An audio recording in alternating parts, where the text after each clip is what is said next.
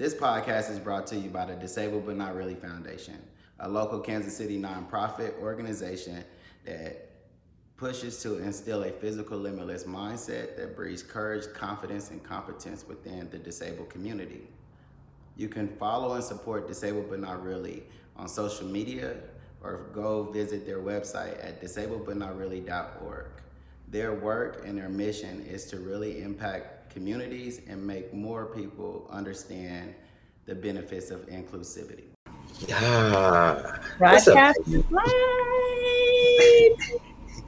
Hey everyone, happy Father's Day to the men out there raising children and nieces and nephews and cousins and surrogate children, and just being that presence, that masculine energy presence that is important. The feminine energy represented.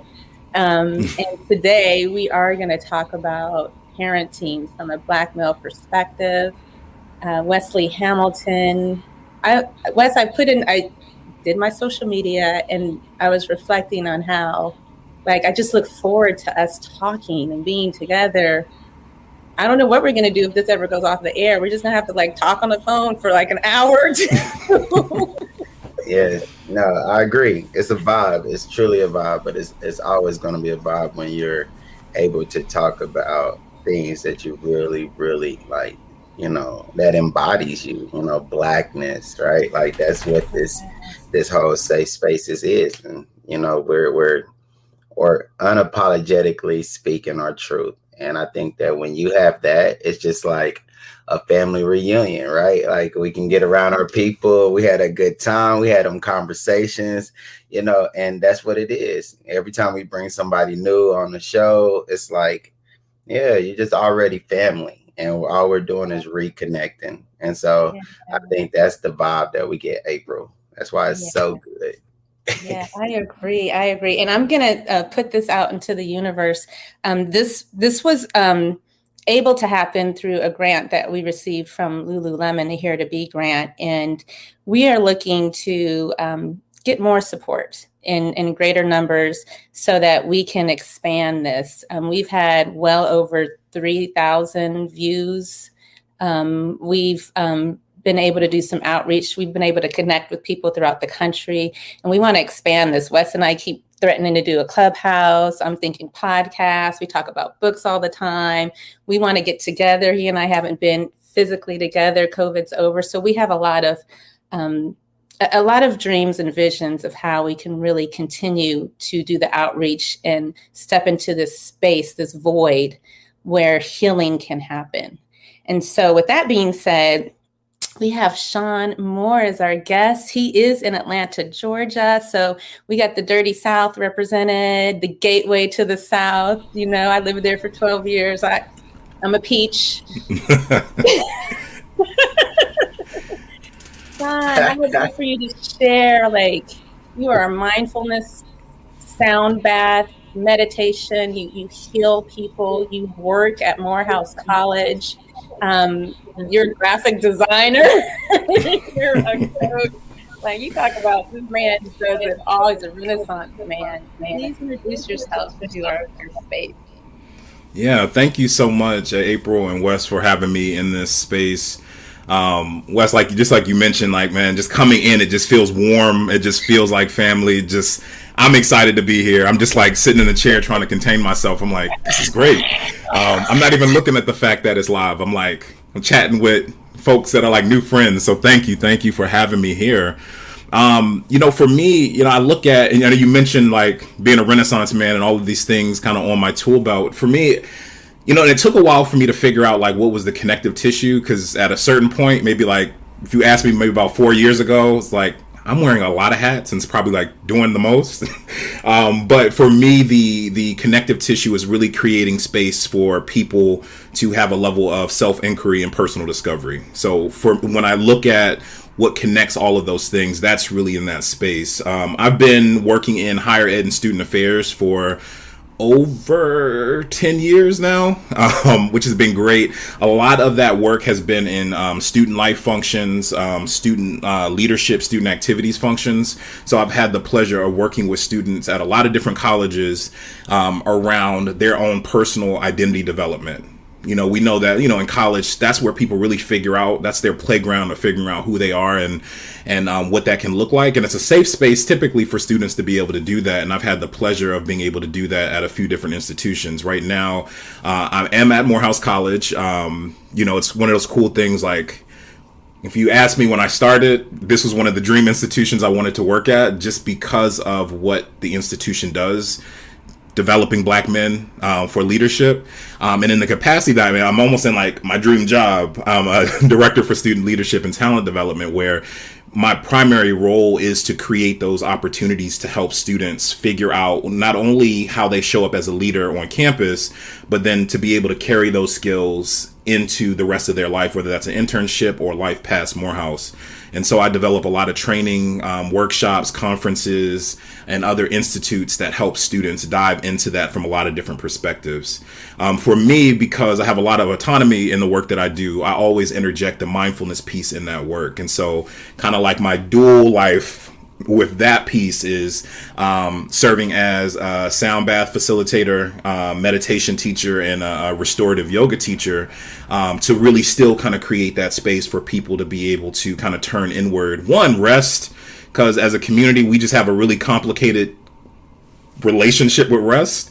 So creating that sort of guide and space to just rest. And then once you've gotten comfortable in that rest, how can you start to turn inward and figure out what are the next steps for whatever it is that you're doing? So that's just a little bit about the work that I've been doing. I've just been happy that I've been able to really interject that work with Black men, because quite often, you know, I teach a lot of workshops around the intersection of mindfulness and leadership and what that actually looks like. And, you know, I just actually got a message from one of my students yesterday that was like, thank you for introducing me to meditation, because I didn't see a lot of people that looked like me doing that work. And we know what the wellness space typically looks like. And to get that kind of message and see that, like, oh, wow, this practice is for me and it's been beneficial, was really rewarding. So for me, it's always about trying to figure out how to marry that sort of conversation around mindfulness and leadership and how those two things work in tandem together. That is beautiful. And as a practitioner and as a teacher in this space, to see that masculine energy, that Black man energy step into a room and be able to offer that is powerful. And I thank you for that, especially as a mom of 3 Black men, you know, boys to men. And it's encouraging to see that and know that, because I think it demystifies the just the energy that is often around the feminine, like, oh, that's for women, that's feminine energy. And so I like that. And it's again, I think it's kind of a fathering presence. Wes, I see you unmuted. I know you got some stuff to say. Oh, no, you know, it was funny because I'm probably unmuted for the boys to men comment, because I was like, you know, it was funny, but I know because it's Father's Day and I'm not trying to put shade, but they only made a song about their mama. Like, Are there Father's Day songs? That's a good question. I'm about to pull up the playlist from boys to men.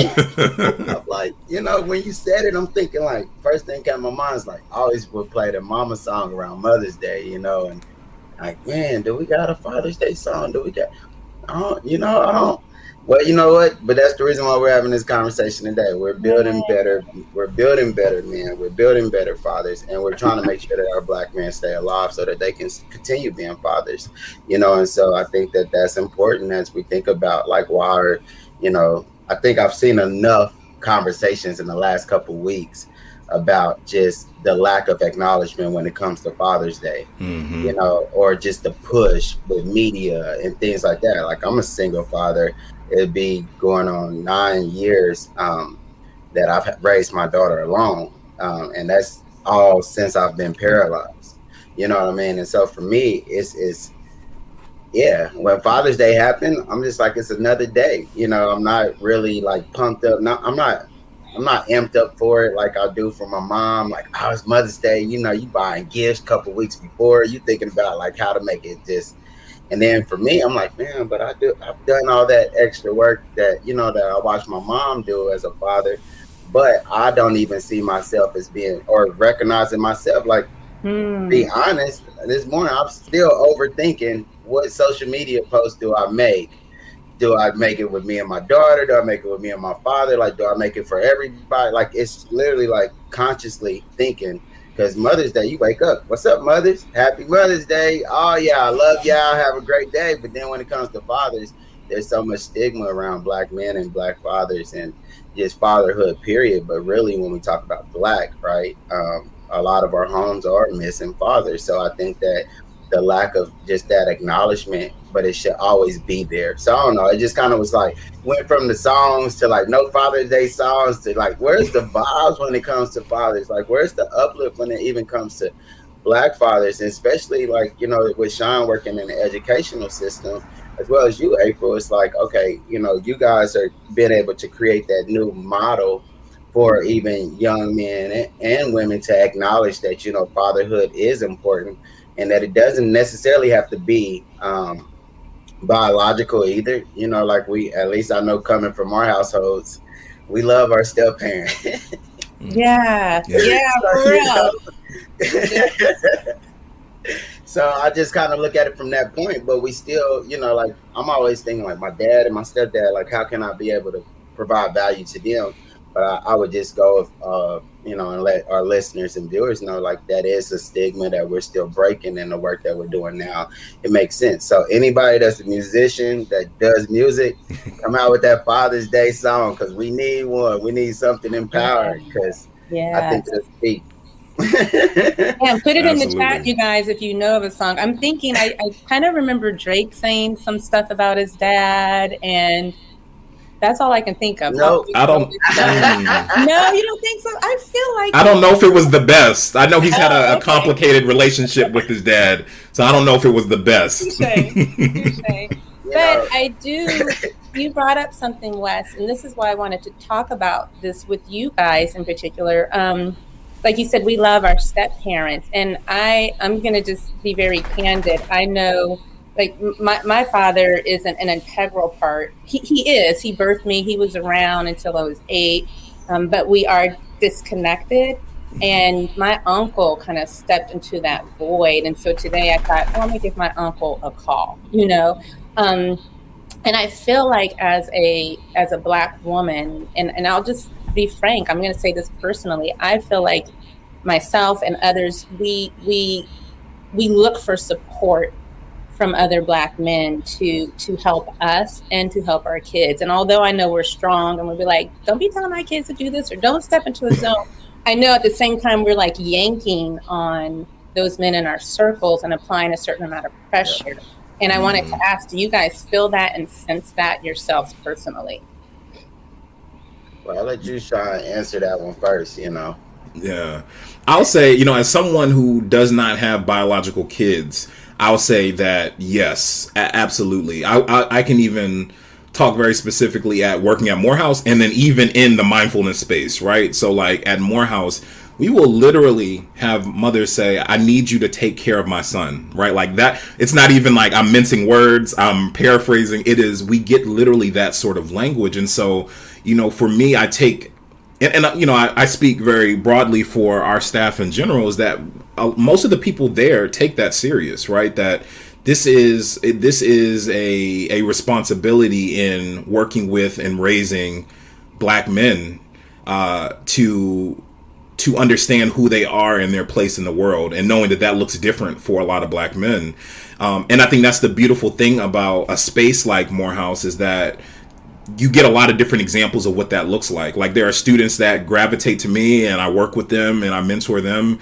And, you know, there's other students that my other coworkers work with, very particularly in a mentorship role. And it's like there's somebody for everybody to kind of reach out to and work with in that capacity. And so, but then even on the flip side, in the mindfulness space, like when I've done sound baths or taught yoga, you know, I've had women come up and say like, I mean, do you teach son? I would like to bring my sons to see that, you know, there's a male here that's here sharing this sort of practice or doing this, or would you mind? I even had someone, would you mind talking to my son? And I'm like, sure, like, you know, that's fine. And I think it's really important.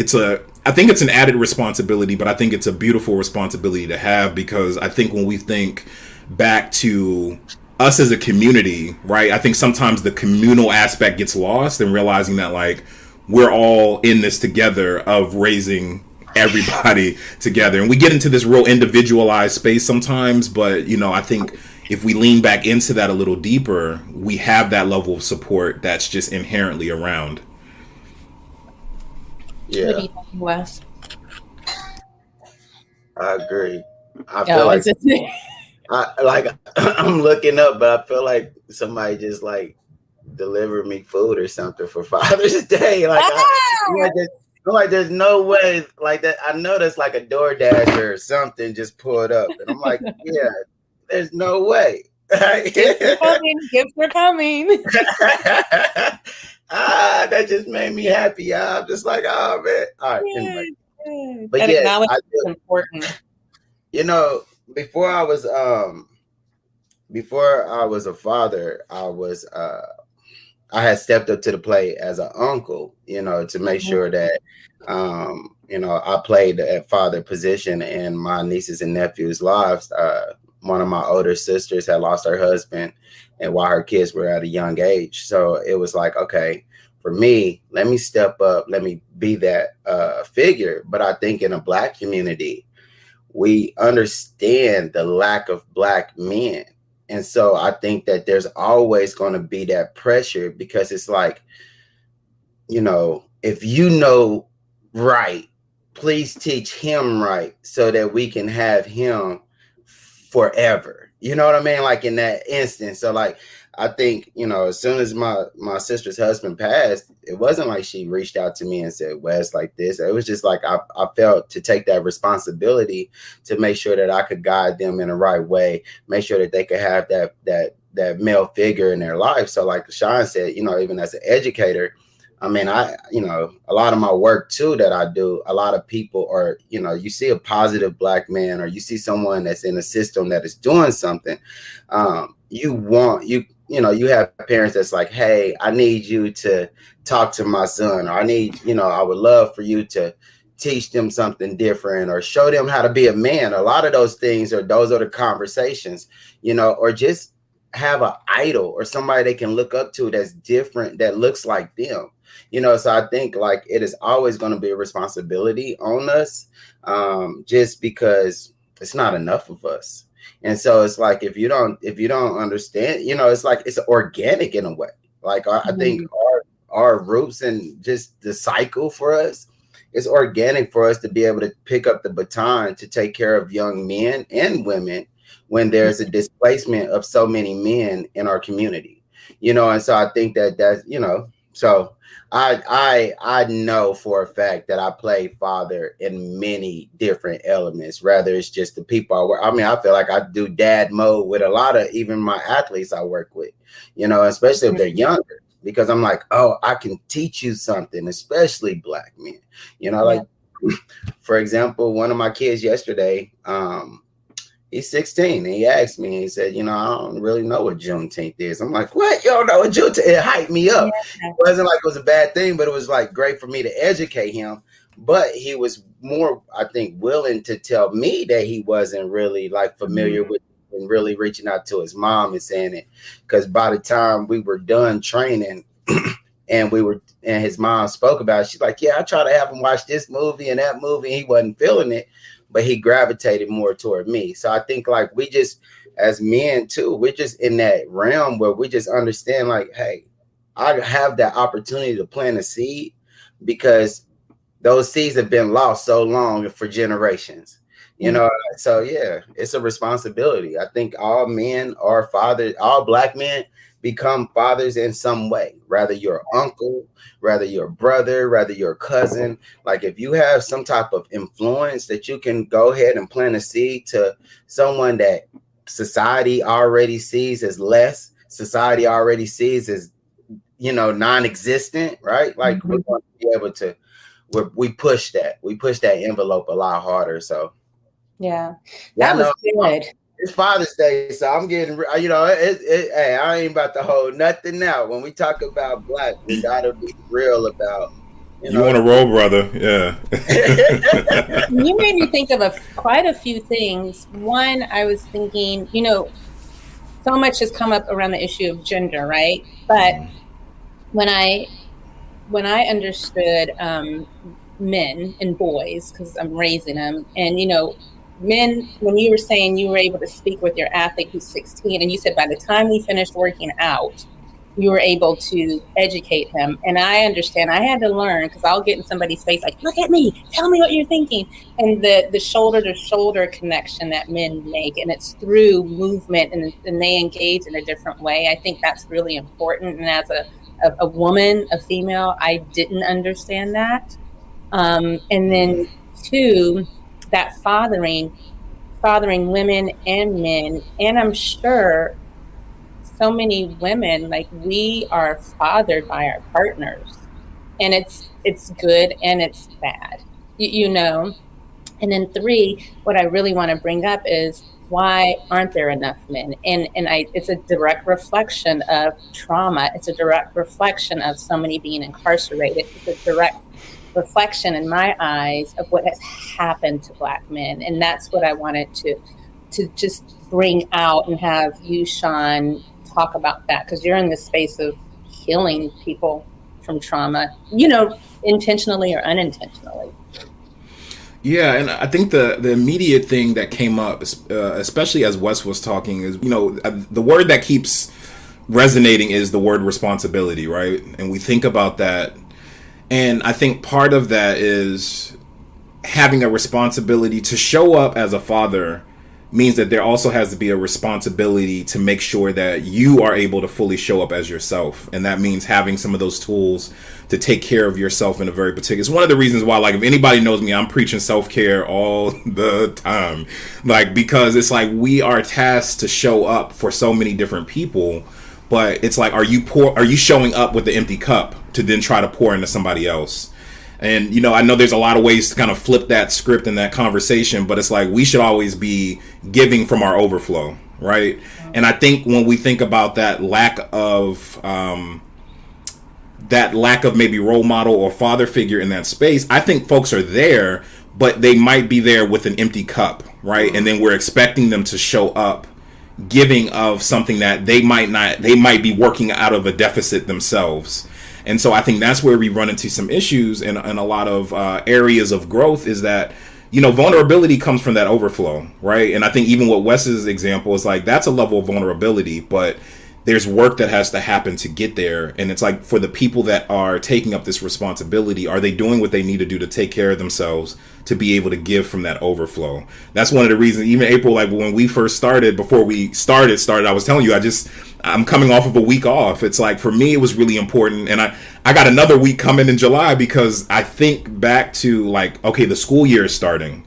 How can I reset to make sure that when my guys return, because we're thinking we just had a year off of in-person sort of engagement. When my guys return, how can I show up fully to make sure that I'm not burnt out? I'm not, whatever I got going on, that I've kind of worked through that, or I'm in the process of working through that, to make sure that when they hit the ground, that I'm like, hey, welcome. I'm here with open arms. Because I even know, in talking to some of them virtually, it's like, this year was rough. Yeah. And it's like, how can I prepare to make sure that I'm there with open arms to be able to work with them and develop those levels of relationship, to garner that level of vulnerability that comes out, to be able to help and assist. So I think a lot of it is like, we have responsibility to pour into other people, but we also need to highlight the responsibility to take care of ourselves, to make sure that we are up to the task to pour in.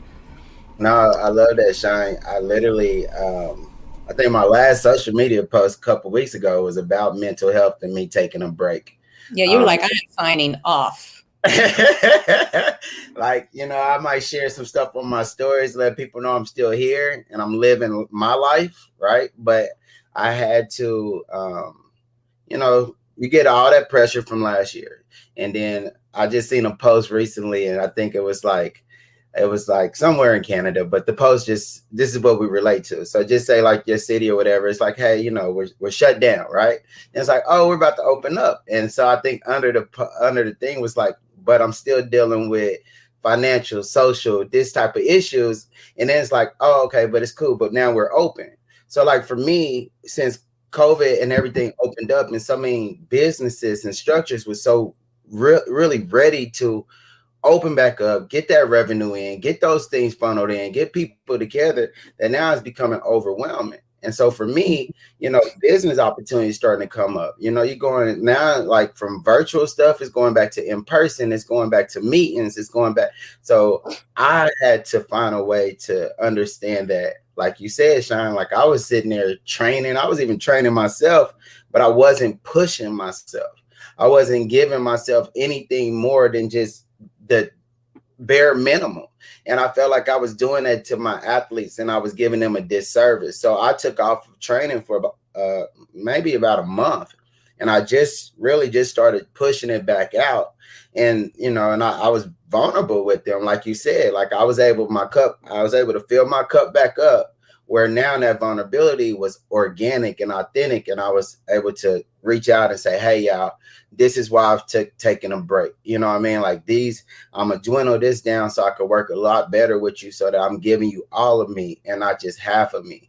Because if I'm not here and I'm not feeling good about being present here, then I know you're feeling that energy, even though I'm not intentionally trying to give it to you. It's just that we get pulled so many ways, especially when we're powerful people or just have, you know, the ability to be vulnerable, right? So when you have that ability and you have that black skin, it's a whole nother level. And so mental health is very important. And I literally, when you said it, I just wanted to just, because I've been in that phase, right? Like I've been in that phase, but my whole phase was more, I just needed to let people get back to understanding how black I really am. You know? black and black. Yeah, listen.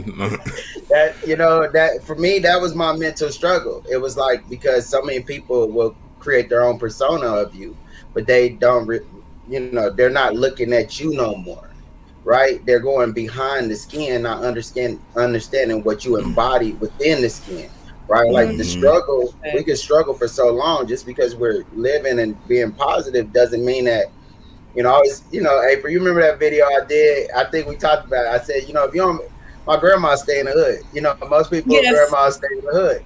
So I was like, you know, if you're not meeting at my grandma's house, it's not real. You know, and I had to get to that point because I was being pressured and being pulled and going to so many, you know, we don't never talk about when we have to go to other communities to bridge a gap. But those communities don't never come to our community to bridge that gap.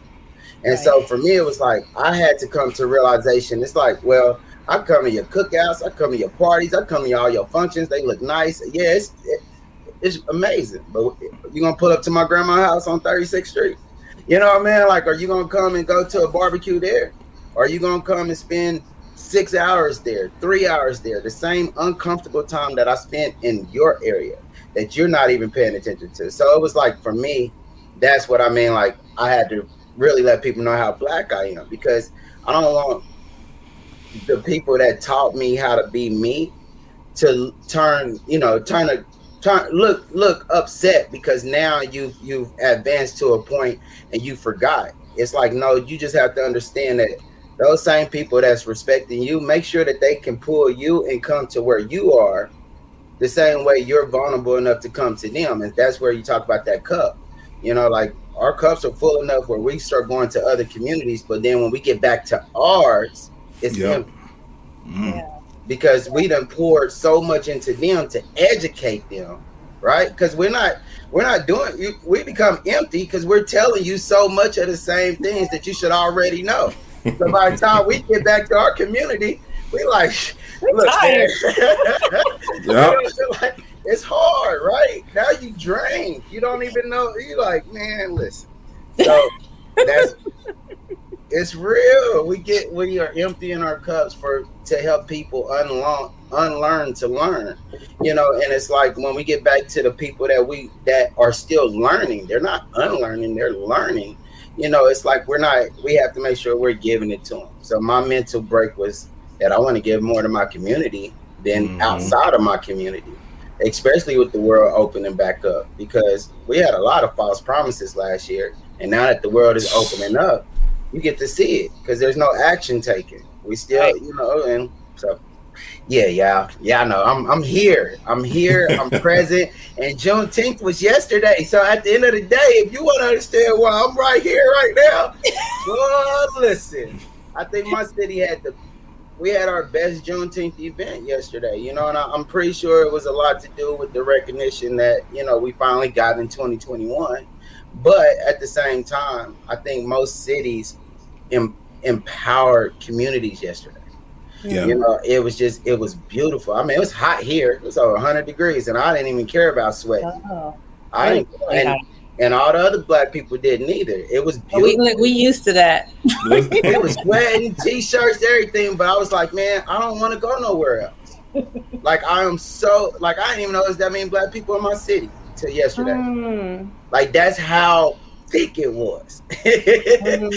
That's beautiful, and that's beautiful, and that's a good positive spin on that, and a good outlook. Like, it's being recognized, because I will share. I've been a little bit in my feelings. One, I just had a personal issue because I needed a federal office to be open Friday, and I was like, y'all gonna decide to make Juneteenth a holiday after all these years. But you're and this Black family needed some support.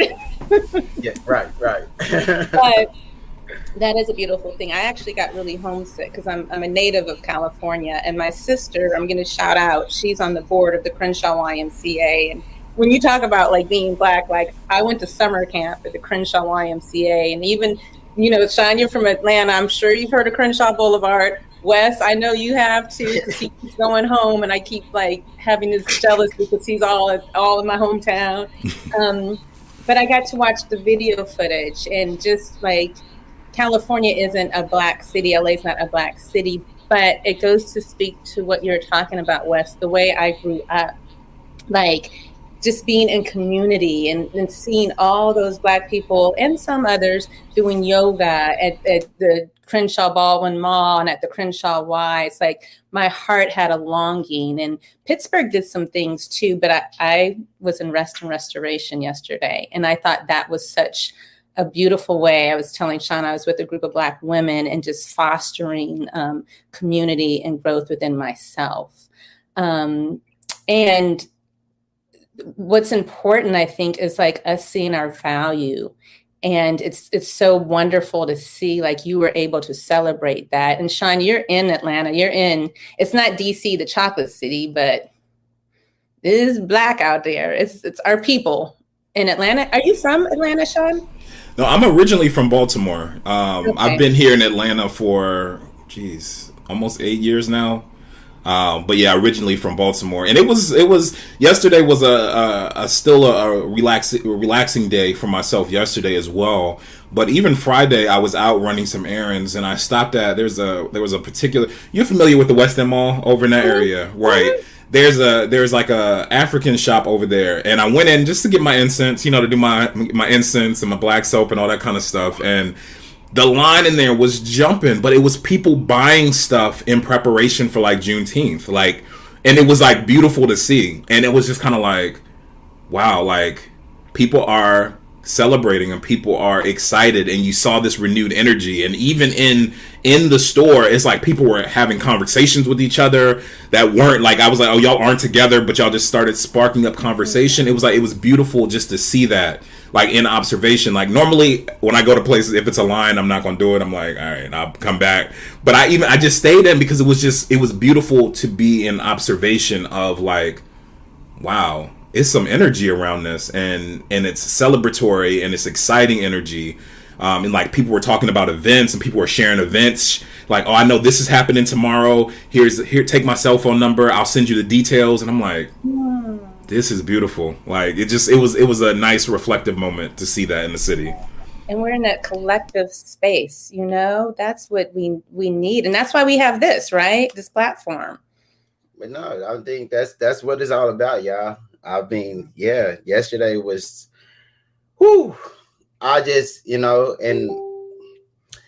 always tell people, like, if you know, right? Like, if you know. And for me to just, like, I was on the fence like you, April, on some of the things. But when you saw the collective and you saw so many different generations coming together, and it wasn't like judgment, of like, oh, yeah, those knuckleheads, or how we do in our community. It was just unity, like, and I think that, like you said, I love LA, so I actually be back out there next month too. I just keep going, but he's going back home. Like you said though, Crenshaw, and if you know the history of it and the things, and so to be able to see it, like for us, our historic area, they had yoga, at 9 a.m., and so it's like bringing those things around communities, bringing that even for our youth to see, I think that is powerful, because when I was younger, I didn't see a lot of things like that, holistic things, mindful things. And Juneteenth wasn't as powerful as it was now or yesterday as it when I was growing up. So you'll get small people or small vendors, but I feel like we had, it was probably vendors everywhere. And so it's just like things like that really spoke and showed the youth that they can be more than, what society portrays, just seeing all the entrepreneurs and, all of this, man, just everybody, talents. I don't know what everybody's city did, but I'm sure it was powerful. And I'm sure it was Black. Yeah. So, like, exactly. I am thinking so many wonderful thoughts, but just everybody being in a collective space and like the beauty of not just seeing, you see all hues, you see all shapes, you see all sizes, you see all leanings, you might see like Hotep, you might see, your Native American brother, you might see like, a Nipsey, you will see like so much beauty, and you see so much masculine energy and feminine energy. And it made me think about, that's what I saw growing up. I was born in Berkeley, California, and memories I do have of my parents, like they were like power to the people. And I was able to see men engage in such wonderful ways in collective spaces. And I think that's part of, like you said, Wesley, of being role models and being an influence and how we parent the next generation. Shawn, Wes and I are really big on a couple of things. Books, and we usually just share because we just happen to be reading something. And two, Wes, like past few months, he's been like, hey, what are things we can do to heal? Because that's really what we're about right now. And you're in that space of healing, and especially for like Black men, what are practices you suggest? You're on mute. It's all good. It wouldn't be a meeting unless it happened at least one time. It just, for me, I think the important piece is slowing down to process. And I think that's one of the things, as somebody that teaches meditation and teaches all these restorative practices, I also am comfortable to say that I know it's not for everybody. But what I will say is that there are practices that help people reflect for everybody. And so finding that and creating that intentional space to be able to slow down, reflect, and process. Because I think so often for Black men, I think some of the things that happen, some of the things that we get engaged in, maybe the unsavory stuff that we get engaged in, is because we haven't processed, that we haven't taken the time to untangle some of the things that have happened, process how we're showing up and what that looks like, and we're continually moving in a way that doesn't yield in some of the best results. And so I think creating space to slow down. Now, if that happens to be meditation, if that happens to be yoga, if that happens to be sound healing, that's great. But journaling, whatever things bring you joy, also leaning into that too, because I think so often we don't take the time to do that sometimes, just to do the things that is like, this actually makes me happy. Let me lean into that a little bit more too. So having that space for exploration, having that space the process and then leaning in to do things that just make you genuinely happy. I think those are all things that are really important, and I think will look different for everybody, but I think if we take the time to kind of figure that out, and some of those things, like we intuitively just have an idea or know, like there are things that you did when you were younger, and now as we got older, we drop some of that stuff because we think it's not cool, or we think as a man I shouldn't be doing these sort of things and all of that. But thinking back to the things that when you were younger made you happy, and it's like, are those things that you can do now that still, like, maybe you were into music, maybe you were into reading, maybe you were into like fitness. There are a lot of things that we typically, when we're younger, our creativity is just open and flowing in a much different way. And as we get older, it's just like, oh, that's not cool. That's not the thing I should be doing. And we lose it. But finding time to kind of revisit some of that stuff, I think, is really, really important. And it's something that I always encourage my students to do. And even when I'm with them, I create that processing space and that time for them too. I love that, like drawing, dancing. Yeah. Yeah. I'm big on journaling. Yeah. I love that. I'm writing it down. I love the way that you were very compassionate with understanding and explaining.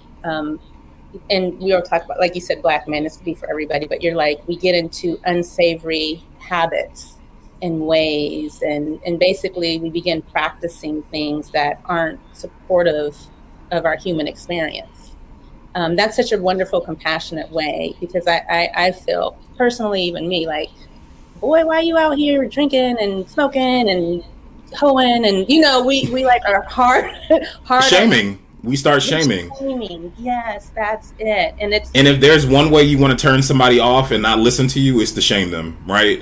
And I think one of the things we think about quite often is like, and when you think about compassion, it's like, I think back, I'm 34.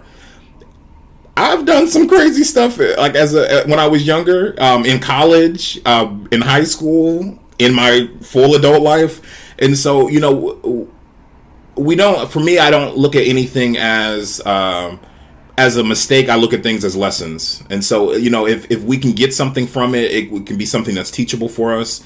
It's a beautiful way for us to kind of revisit it and get something from that. So I try to be very mindful about that language, because I think it is about getting lessons from that kind of stuff. But it's one of I think the biggest things I've told anybody coming into the field, or people that mentor, or people are going to experience their life different from how you do. And so there's no need for you to put qualifiers on it or frame it in a way that is negative, but it's just about, it's an experience that you had. Did you get something from it? Did you learn from it? And if you did, then it doesn't mean that it's something that you should hide or that you shouldn't lean into. But it has a wealth of knowledge embedded in it that you can learn from. Well, you know what? Hold on, y'all. I don't know why every time I talk, my throat, you know how I go, April.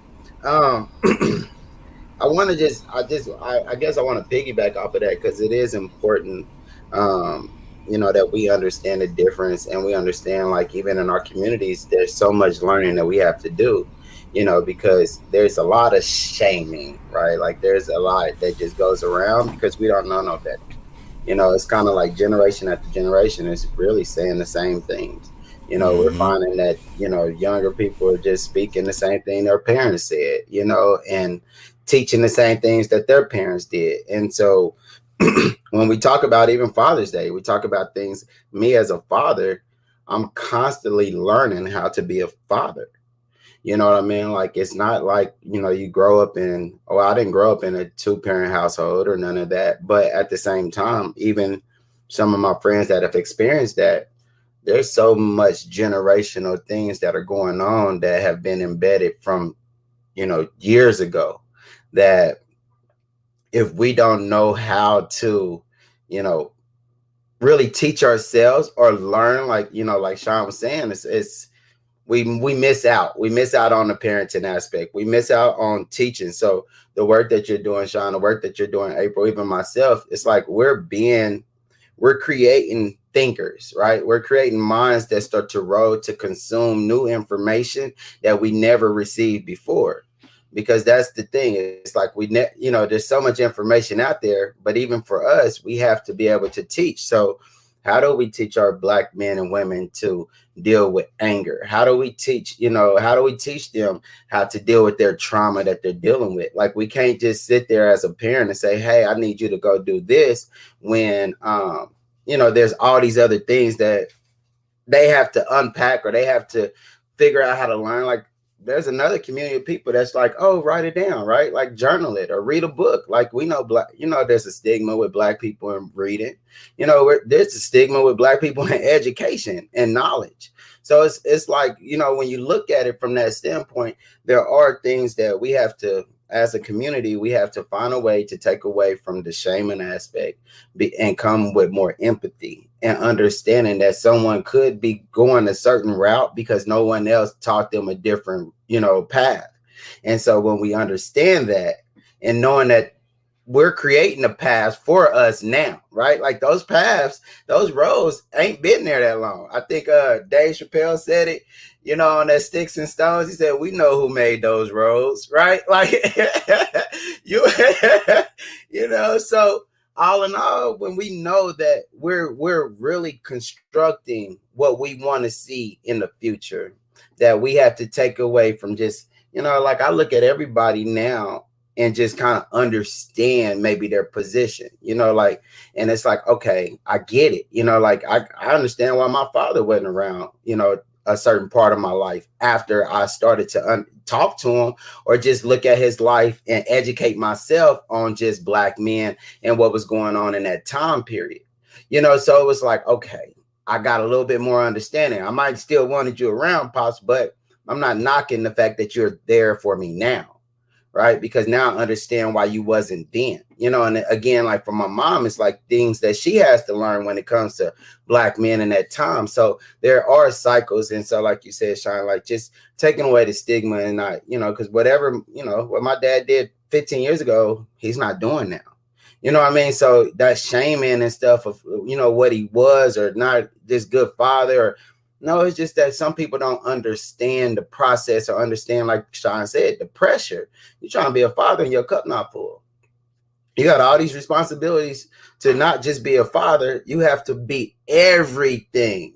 You have to be the protector. You have to, like, our households are different than many, right? Like, ours is not built on foundations of generational, like, oh, I can go to great grandpa and grandpa, and like, I can go to these people. No, it's like the man of the house is the man of the house. So if it's a 16-year-old boy and there's nobody else there, he's the man of the house, and he's learning how to take and raise his siblings and his mom. He's trying to teach her how to, my 60-year-old, he's like, every time he talk about work, he's talking about taking care of home. And I'm like, man, that's the conversations that's in the house, right? We know those conversations, like, you get about 18, you got to pay these bills, you're still going to be there. So it's instilled in us to be able to take care of home when we haven't probably even been able to understand how to take care of ourselves. And so I think, like, when we talk about parenting, it's just important that we go and take away the shaming and come with more understanding so that people can start to grow. Because if we were growing culture 50 years ago, then we would be elevating a lot more right now. We'll be progressing a lot more, right? But instead, trauma has kept us down over and over and over. And so when you get to a point or a level as a Black man, and then you witness, someone like you on TV, we don't have to go into the trauma, stuff. But once you witness it, it takes away the value that you have of yourself, because you see still how people view you. So again, it's just like, man, how we always say, like, you take 2 steps, forward just to get knocked back. It's like, for us, that cycle has constantly happened. So having a mindset to say, okay, we're going to take away, this shaming, because that's all it starts with. It's a lot of shaming when it comes to brothers and parenting, when it comes to just period, right? So it's like, man, this person ain't doing nothing because he, sitting around, like April said, like, sitting around smoking all day, right? But it's like, well, is that all he know? Is that, has somebody taught him something different? What is he smoking for? What trauma is that person instilling? That's what I was going to say. Is he coping with something? because we run into that all the time. Like we have some like care management meetings, and we run into that all the time with like students, like it's a marijuana issue, but it's like, cool, we get it, it's going to happen. But what's behind that? Because that's really what we should be working towards. It's not being punitive. It's like, oh, he needs to get kicked out or such and such happened. But it's like, no, what's behind that? Because, oh, you're coping, you're working through something, and this is the only tool that you know at the moment. And so this is what you're leaning on. That's what we got to start like peeling the layers back and not getting the superficial stuff, because that's where we get into trouble. You know? Yeah. I love that. The judgment that we hold, it came from a whole different community. It came from a white lens. It's being viewed absolutely through a white lens, and that, and we've adopted it and we placed it on ourselves, and that was so even just healing just to hear you say, Shawn, because that's how I've been feeling like with my own raising of men, and I know I can only go so far because I don't understand their male psyche. I understand the human experience. But I do know there's something deeper, and if I have the compassion to support them in that deeper space, then I can help them thrive as opposed to shaming them. And we've been having these conversations about surviving versus thriving. And like we do have to learn how to survive in this system, but I'll be damned if that's what I want for my kids and my community. I want you to elevate, and it won't elevate until you buck the system.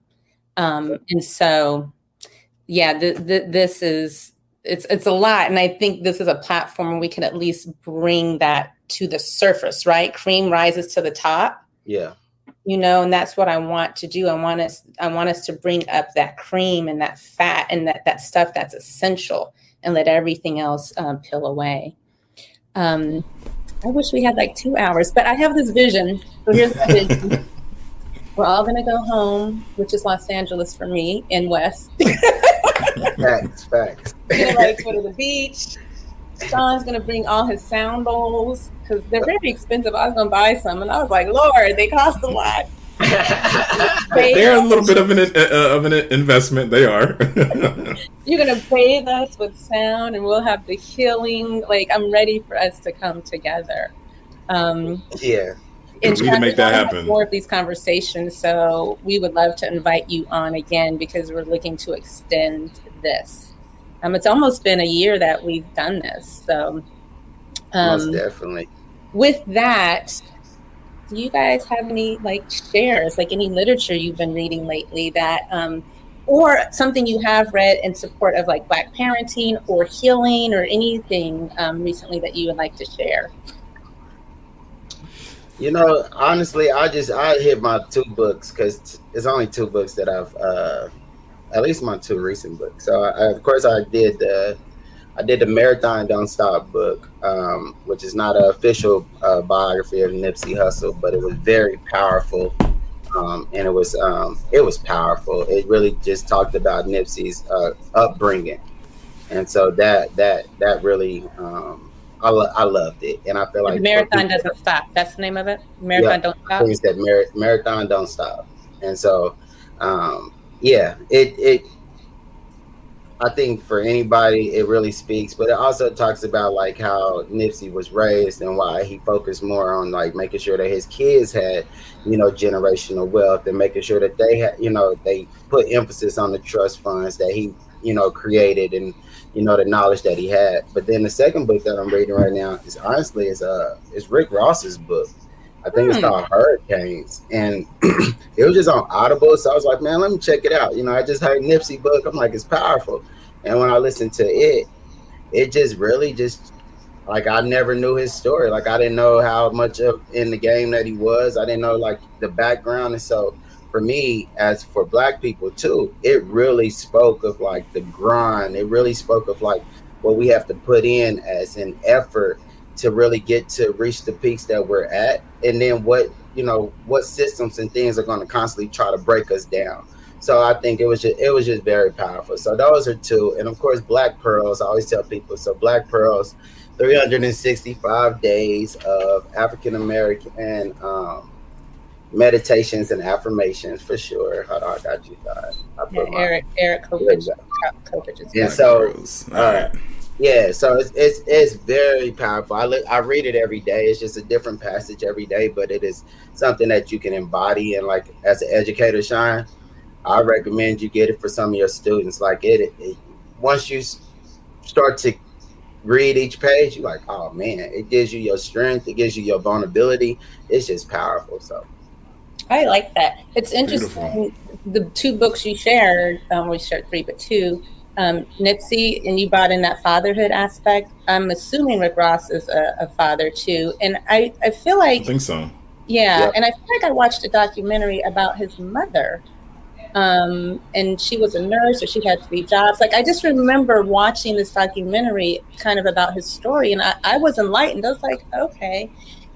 And it's making me think of things that we have spoken about today. Like, if you see him on the surface, or you see Nipsey on the surface, you think like, oh, they was just hustling. They were out there in them streets. They're talking about material things and hoeing and all this stuff. But it's like, they had to survive. Mm-hmm. And they had to survive through so much that is oppressing us. And so thank you for those shares, Wes, and we'll put those out on the chat. Shawn. Yeah, I keep telling myself to stop buying books until I finish them, because I'm just like, oh, this looks nice. Let me purchase real quick. It's a few books I'm working through right now. One I would say is Young Pueblo's book. It's called Clarity and Connection. Short meditations in that book, really, really good. I love his work just in general. The second one I'm reading is Howard Thurman's book, which is Meditations of the Heart. Beautiful passages, short meditations there as well. And then the other book I'm reading is Tracy Stanley's book, Radiant Rest. Yes. Great, beautiful book. I feel like I read like a page and then I just try to like sit with it and digest it, and let it kind of go down beautifully with the practice. And then another book I'm reading right now is Lost Prophet, The Life and Times of Bayard Rustin. Really great book as well. Thanks for sharing those, and I'll be sure to put those out too. I was sharing with Shawn, but I am going through this yoga nidra, which is one way to describe this. Like, we do yoga to get into the pose, and we move into the pose so that we can kind of tap into the union of ourselves. Yoga nidra is about letting the pose support us, and going really deep and tapping into our divine, our inner intelligence. So I had over 4 hours of time with Tracy Stanley yesterday.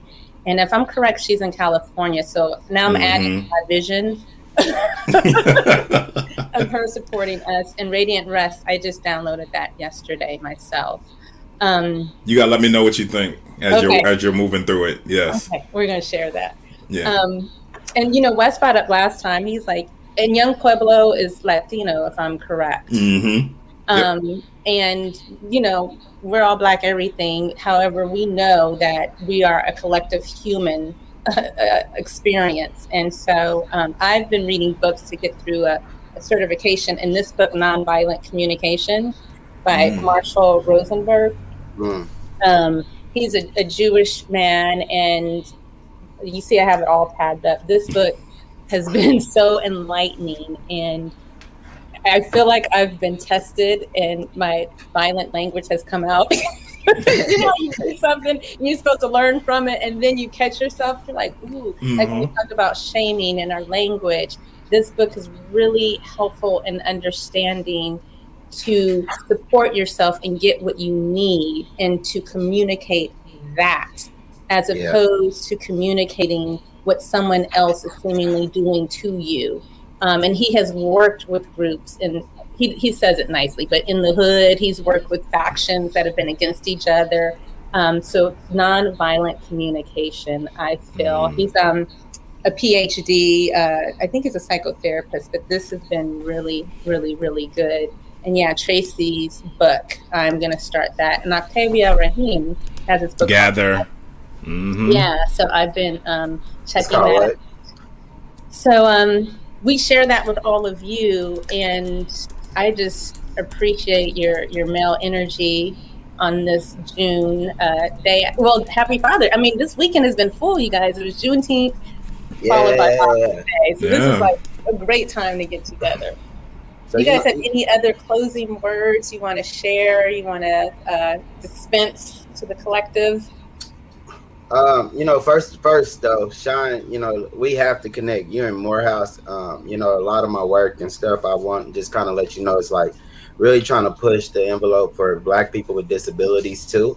And so I know like those sectors are something that, even in institutions, there's a lot of learning to do how to create more inclusivity. So like, make sure that, if you ever want to tap in, because our young brothers, they get out here like me, get shot, but that don't mean like our lives are over. We have to be more ambitious. Also, like, I don't know if you know my big cousin, but he's huge in Morehouse. His name is Jason Crane. So like, Yeah. yeah, so like I tap into Atlanta a lot with Jason and stuff, and so his work. So if anything, just make sure that you tap in, but I think that we can create some synergy for sure. My other thing is just like, for anybody listening, like April just said, it was a very busy week. We had Juneteenth, and right after that is Father's Day. So, when you think about the narrative that's pushed on for Black fathers, just look at how we get a day to celebrate after the day that we should be celebrating. Or before the day that we celebrate the fathers that are creating the kings that are, making monumental changes in this world. And so I think that, for anybody listening, just understand that, we have to not only acknowledge one day, we acknowledge the whole weekend. We acknowledge both, because now we're acknowledging our empowerment, we're acknowledging our excellence, but now we need to acknowledge the men, that come after, that help us create the fathers and the leaders that are here. So yeah, that's my final words, but thank everybody for watching. It's all good. Thank you, Shawn. Yeah, I just want to say thank you, Wes. We definitely gonna connect because I got some things in mind already. So yeah, let's definitely make that happen. I'm coming. Yeah, I got you. I got you. I've already told them about all my nephews there. But yeah, that's a good collective space to talk about neurodiversity, to talk about disabilities, to talk about, again, within our own communities, what we can do to be more inclusive and have more accessibility.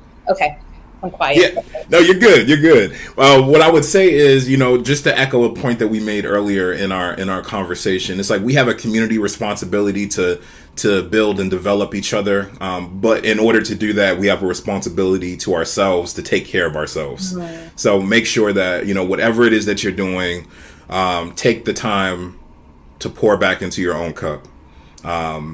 Because I know we all think about service in a lot of different ways. I even think about like servant leadership and that kind of capacity in the work that we do. But you have to take the time to pour back into yourself. And I guarantee you, when you circle back to do the work that you're designed to do for the community, that you will be in it in a completely different sort of mindset. So responsibility to the community, but you also got a responsibility to pour back into self. Yeah, thanks for ending on that, Shawn, because we are about that. We are definitely about that. Healing comes from within. So I hope you two just know that I support you. I appreciate your support and your fatherhood. I appreciate your masculine energy, and this is your day. I'll go cook for the Black man I know. In